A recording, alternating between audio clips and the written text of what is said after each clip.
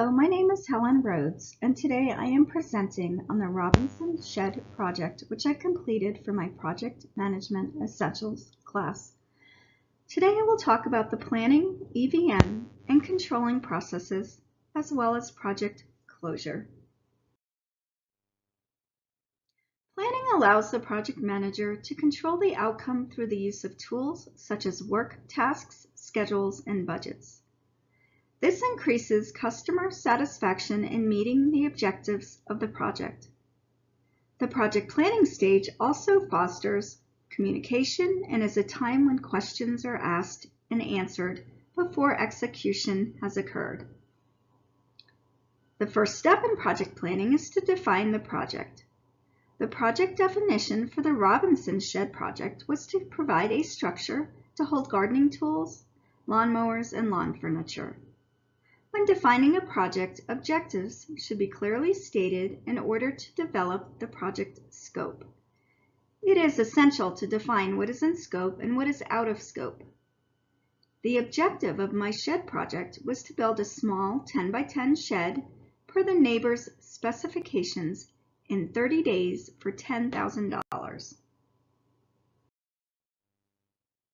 In the planning stage, it is important to account for assumptions, dependencies, constraints, and risks to identify what could go wrong in the project. The assumptions I made for this project were: the site where the shed will be built will remain in current state, subcontractors will be available for the start date, and the neighbor will approve the design, layout, and building of the shed. The project dependencies where materials will be in stock and delivered on time, and rental equipment will be available. Additionally, the project depended on the city inspector approving the design, layout, and building, or the project would be unapproved. Project constraints included predictable weather events such as hardening of ground, rain, and wind. Subcontractors, suppliers, and materials must be sourced locally, and the work can only be performed during daylight hours between 7 a.m. and 5 p.m. The associated risks are defective materials, late delivery of materials, and unpredictable weather events that could cause a power outage. The project approach benefits stakeholders, success criteria, and deliverables also should be identified and defined during the first part of planning. My project approach was quite detailed, so I will discuss a few of them for today's discussion. The approaches I took which affected my timeline the most were the hiring of the subcontractors and purchasing of all materials as soon as the neighbor approved the project, and receiving the neighbor's approval after each building process was completed. The benefits of the project were providing a shed to store and hold gardening tools, lawnmowers, lawn furniture, the convenience of washing up outdoors to avoid bringing dirt into the house, and increasing the homeowner's property value. The stakeholders identified in the project were the neighbor, project manager, suppliers, subcontractors, city inspector, and the other neighbors living close by. The success criteria and deliverables were that the project delivered within budget of $10,000, all elements of project completed within 30 days of start date, the city inspector approved the shed, and we received 0 noise complaints from nearby neighbors. Once the project is clearly defined, information about who will be doing the work, how long the work will take, and how much the work will cost should be detailed in various schedules, such as a work breakdown structure, work estimate, project schedule, and project budget. This is important to make sure the project is completed within scope and on time and within budget.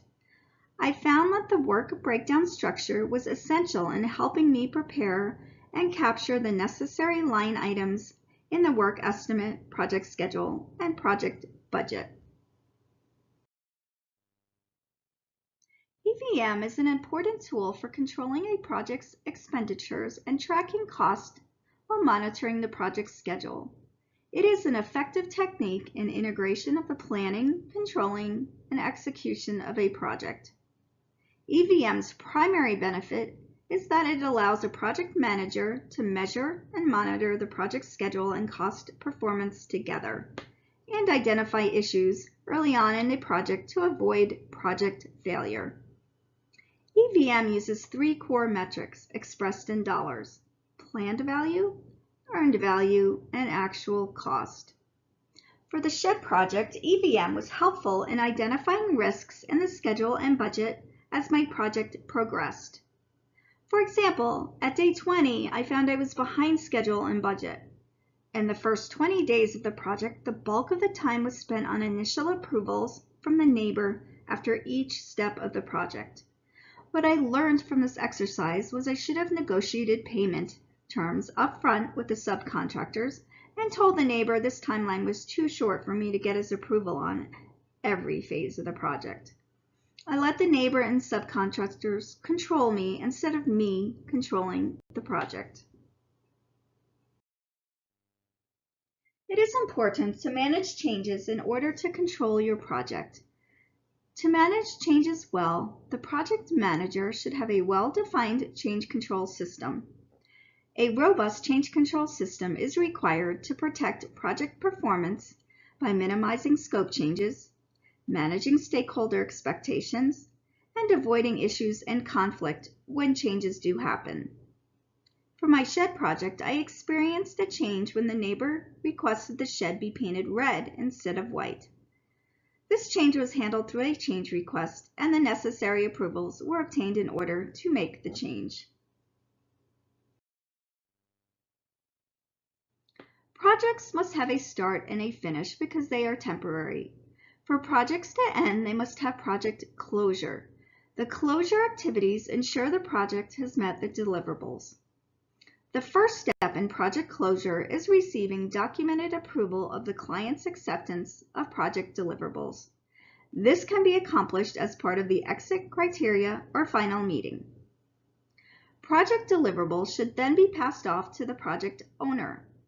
Also, as part of the exit criteria, a project manager should work with purchasing personnel to make sure all aspects of contract obligations have been met.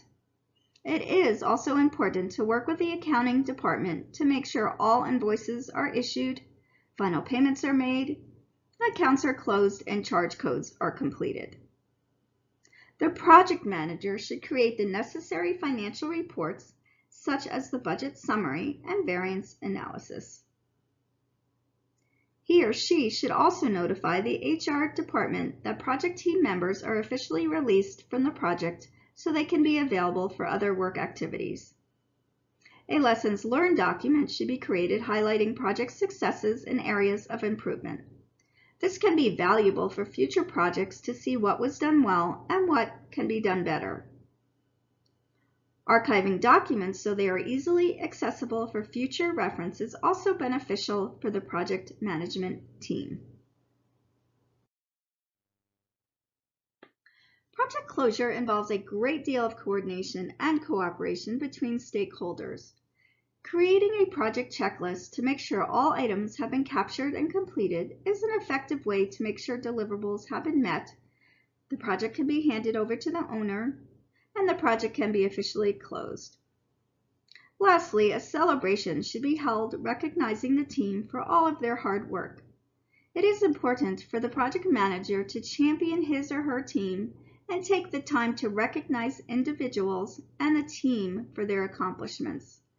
This will have a positive impact and help develop a project culture that incorporates recognition into the entire organization. In conclusion, the said project was successful and was completed within scope, on time, and within budget. The main accomplishment for this project was that careful planning up front allowed for everything to run smoothly. There was only one change, and this was a minor change in the paint color of the shed. The primary lessons I learned were to allow for more time in receiving approvals from city inspectors and the project owner, and to negotiate with subcontractors for a payment schedule of 50% upon bid acceptance and the remaining balance to be paid at the time of completion. That is, when the city inspector approves the building. Thank you, and I hope you have a great day.